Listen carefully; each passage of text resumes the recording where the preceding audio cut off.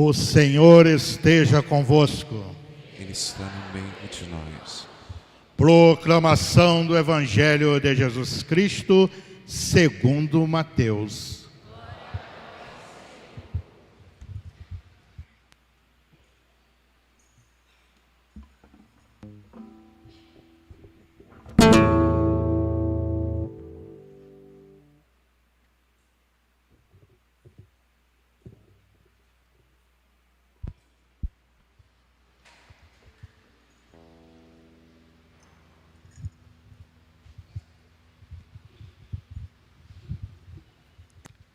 Naquele tempo, vendo Jesus as multidões, subiu ao monte e sentou-se. Os discípulos aproximaram-se e Jesus começou a ensiná-los. Bem-aventurados os pobres em espírito, porque deles é o reino dos céus. Bem-aventurados os aflitos, porque serão consolados. Bem-aventurados os mansos, porque possuirão a terra. Bem-aventurados os que têm fome e sede de justiça, porque serão saciados. Bem-aventurados os misericordiosos, porque alcançarão misericórdia. Bem-aventurados os puros de coração, porque verão a Deus. Bem-aventurados os que promovem a paz, porque serão chamados filhos de Deus. Bem-aventurados os que são perseguidos por causa da justiça, porque deles é o reino dos céus. Bem-aventurado sois vós, quando vos injuriares e perseguires, e, mentindo, disserem todo tipo de mal contra vós, por causa de mim. Alegrai-vos, exultai, porque será grande a vossa recompensa nos céus. Palavra da salvação.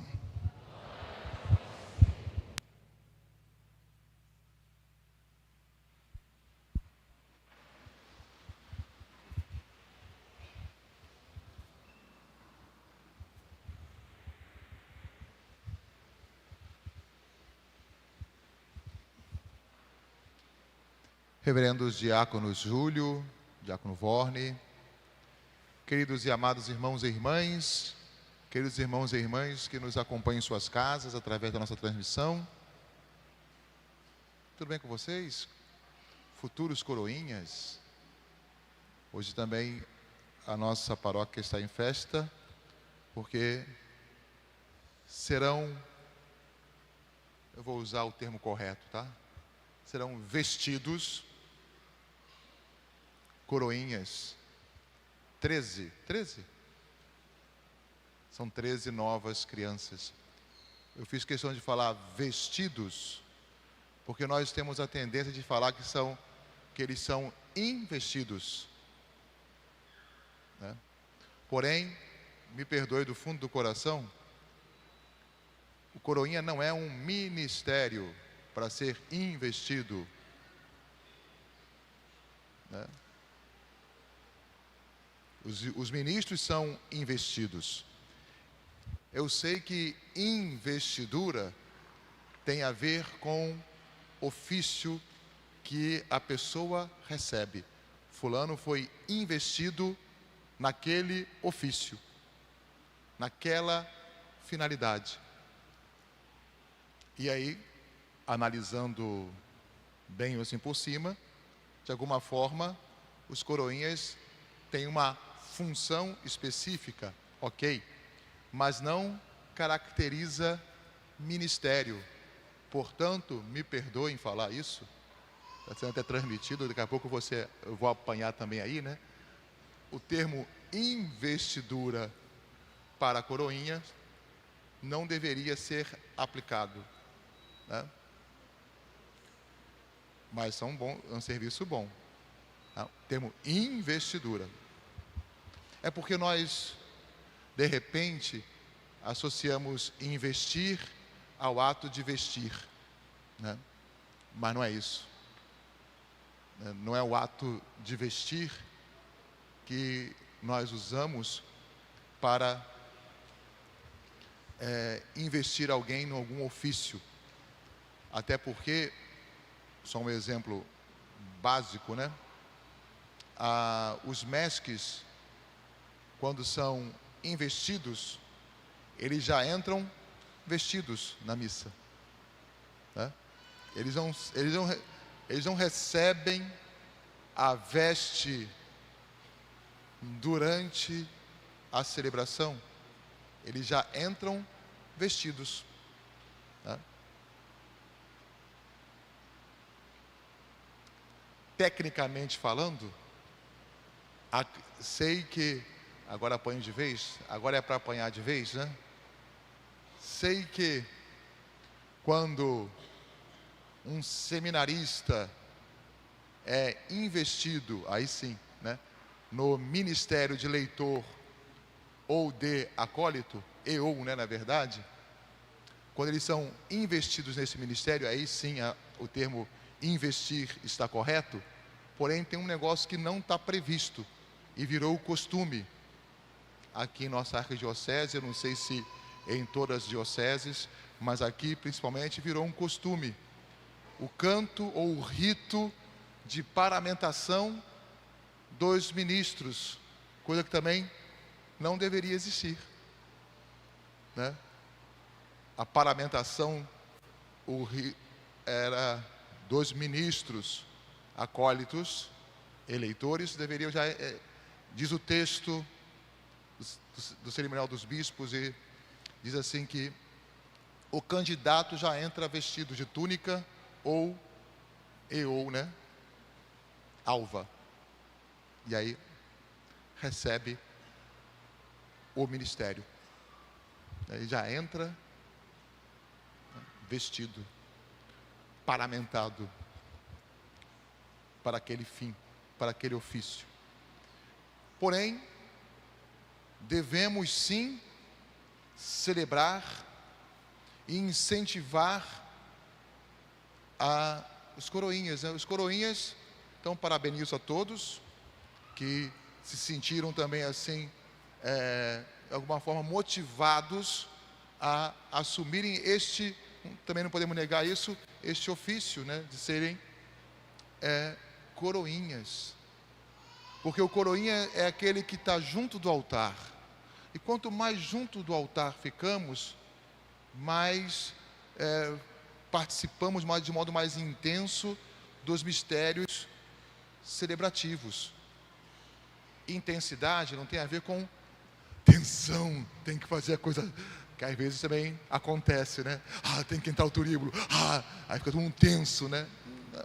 Com mais intensidade, com mais força, com mais devoção, com mais amor. O trabalho do coroinha é importante porque ele ajuda, dentro do contexto celebrativo, a fazer com que Jesus chegue nos corações dos fiéis, ou chegue aos corações dos fiéis. Então, essa é a grande tarefa do coroinha, né? Auxiliar, ajudar, para que Jesus, de fato, nos alcance dentro do contexto celebrativo. Então, ajuda o padre a fazer com que Jesus chegue aos nossos corações, através do trabalho realizado junto ao altar. Então nós parabenizamos e acolhemos todos os coroinhas, seus pais, familiares, né, os padrinhos que aqui estão hoje para esta importante data, na qual eles assim também assumem diante da igreja, diante, né, dos outros, o compromisso de serem esse instrumento de Deus para que Jesus chegue de modo mais belo ao coração ou no coração das pessoas. Então, nosso muito obrigado e os nossos parabéns. E assim acolhemos todos os futuros coroinhas com uma salva de palmas.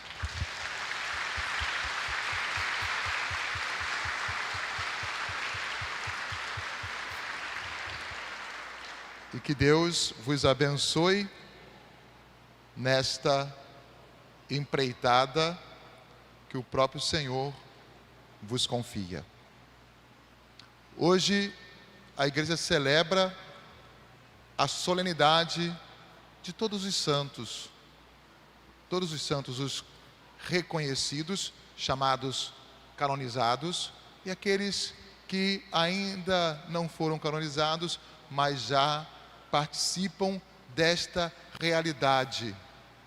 A igreja hoje, a igreja peregrina, que somos todos nós, é chamada hoje a olhar para o céu, onde se encontra a nossa verdadeira felicidade, a nossa verdadeira identidade. Ali onde nós nos direcionamos, para onde nós nos direcionamos, para onde somos vocacionados por Deus. É Deus quem nos chama a viver de modo intenso com Ele, a sermos santos. Sede santo como eu sou santo. Depois Jesus repete, sede santo como vosso Pai Celeste é santo. E todos nós somos chamados a santidade, não é coisa de padre e freira, bispo e padre, bispo e papa.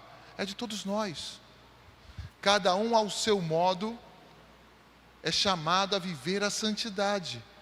É claro que dentro desse chamado maior, onde chamado esse que alcança todos os nossos corações, Deus nos chama também de modo particular. E aí vamos entrar nas chamadas vocações específicas, onde alguns são chamados a serem santos numa vida consagrada, religiosa, sendo padre, sendo freira, né? Outros são chamados a serem santos numa vida consagrada à constituição da família, no matrimônio. O matrimônio também é um caminho de santificação, um caminho de santidade.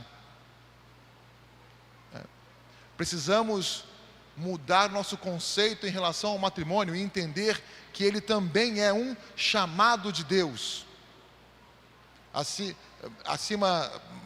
É claro, evidente que é um desejo de cada um que quer se casar, mas também entender que é Deus quem nos vocaciona, é Deus quem nos chama a viver a sua santidade dentro do contexto familiar, da constituição de uma família, né? E outros também são chamados à santidade numa vida consagrada a Deus, não necessariamente serem casados ou serem padres, freiras, diáconos ou algo do tipo, mas também são chamados a corresponderem a aquilo que Deus quer de nós. E aí vamos entender também que o nosso testemunho de vida é importante para que também outras pessoas se sintam também cada vez mais atraídas por Deus, né? Se sintam atraídas por Deus e assim consigam compreender cada vez mais a sua vocação, a santidade.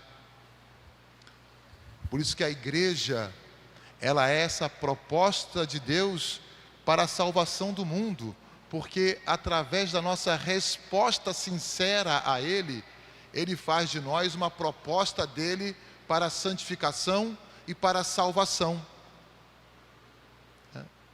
Através dessa nossa resposta, desse nosso compromisso, Ele faz de nós uma proposta. Por exemplo, através da resposta sincera desses adolescentes, crianças e adolescentes que serão coroinhas, também Deus faz deles uma proposta para atrair novos corações para Cristo, para Ele. Esse poder de atração que o Senhor continua a exercer sobre nós, a exercer em nossa vida. Por isso que somos gratos a Deus por inúmeros exemplos de pessoas que já alcançaram esta meta. E aí tem a frase bonita de São Bento que fala: se eles conseguiram, nós também podemos conseguir. Nós também podemos conseguir. Olhar para um santo, e até mesmo ter uma devoção a um santo, é também entender que é possível alcançarmos esta meta. O céu é possível para nós. O céu é possível. Não é algo inalcançável. Deus não coloca um desejo em nosso coração sem colocar aquilo que vai saciar este nosso desejo. E se nós temos o desejo do céu, é sinal que o céu é possível. É sinal que podemos chegar lá.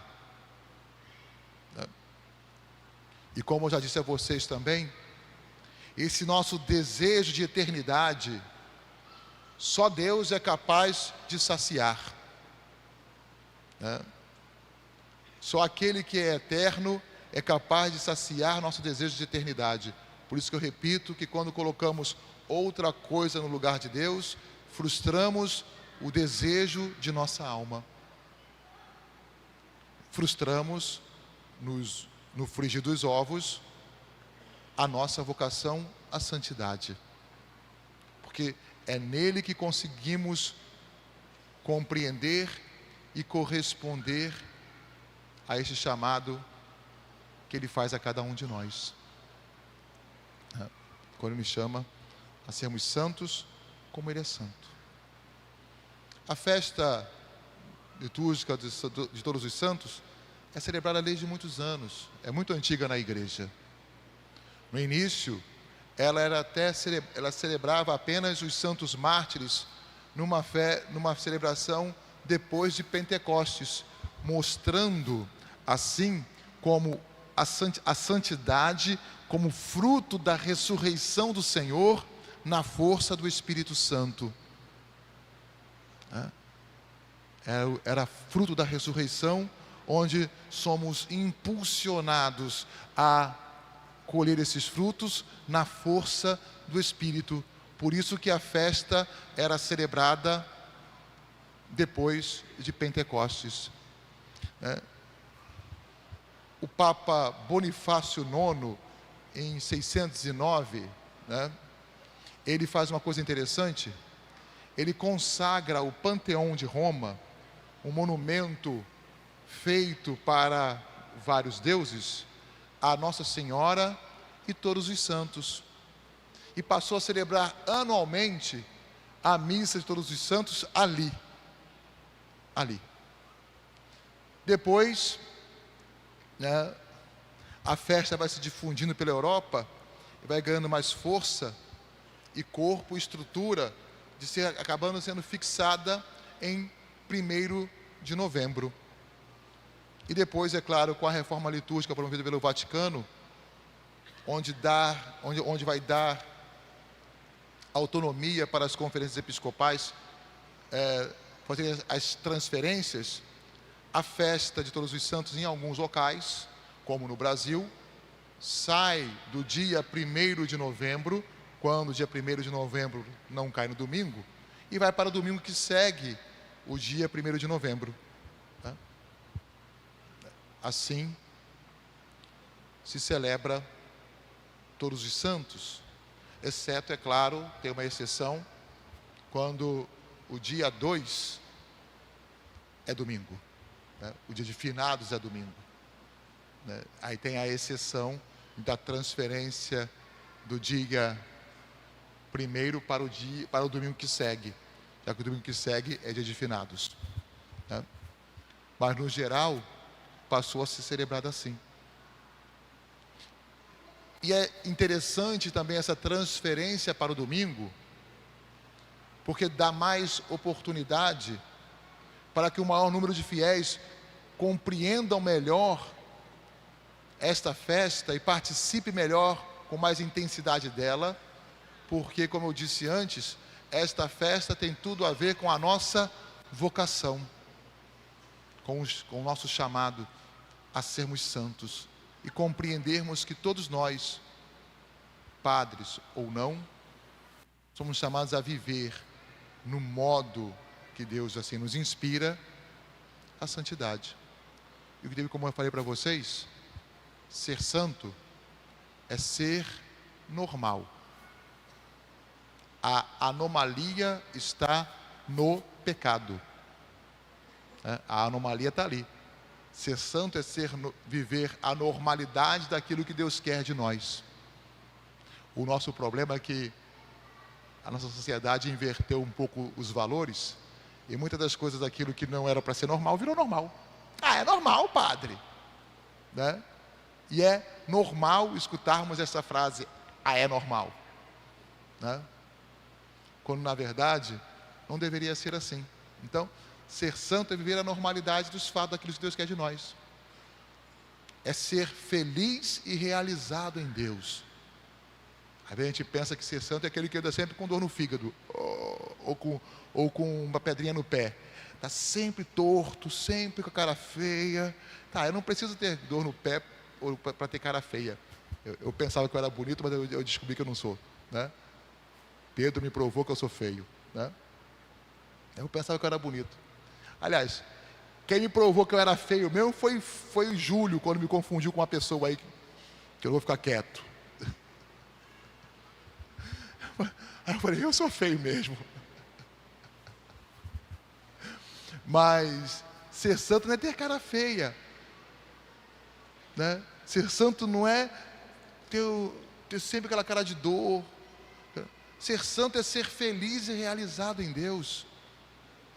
Por isso que uma das etapas para a canonização se chama a beatificação. E às vezes na Bíblia mesmo, nós temos algumas traduções para a expressão bem-aventurado como feliz, né? As bem-aventuranças escritas em Mateus ou em Lucas, né? Em algumas Bíblias vamos encontrar a expressão em Mateus bem-aventurados os pobres em espírito, porque deles é o reino dos céus. Em Lucas é um pouco diferente, é bem-aventurados os pobres, porque deles é o reino dos céus. Em outras Bíblias vamos ter felizes os pobres em espírito, porque deles é o reino dos céus. Porque ser beato é ser feliz e realizado em Deus. Então, se alguém te chamar um dia de beato, encare isso como um elogio. Viu como a gente inverte o valor? Uma palavra bonita ganha um significado, uma conotação negativa. Ah, esse é beato, né? Mas é um feliz, um realizado no Senhor. E assim possamos todos nós nos realizarmos nele, é porque nele temos a plena realização do gênero humano, daquilo que Deus quer para nós. Parabéns, então, mais uma vez, aos nossos futuros coroinhas. Conto com vocês, hein? Como eu disse, trabalho importante que ajuda a levar Jesus ao coração dos outros, né? Aos corações, né? E não só isso, repara só, fala para ninguém não, tá? Pode até atrair gente mais para cá. Ó, viu como é que está cheio aqui, ó? É graças a vocês também. Então, o nosso muito obrigado aos coroinhas, àqueles que prepararam vocês, os nossos parabéns. Que Deus os abençoe nessa empreitada que Ele também está confiando a cada um para serem esse instrumento dEle na condução do culto celebrativo, para que Deus assim alcance mais e mais corações e mentes. Assim seja.